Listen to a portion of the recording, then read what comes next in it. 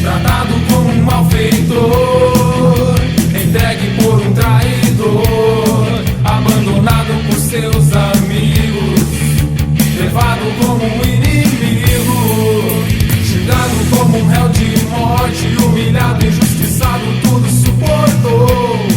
Com o poder em suas mãos, a autoridade em sua palavra, resistindo ele se calou, sentindo a dor em sua carne ele clamou, e tudo consumado ficou. Sentindo a dor em sua carne ele clamou, e tudo consumado ficou. Um homem veio ao mundo e pelo mundo se entregou, perdeu seu precioso sangue por amor.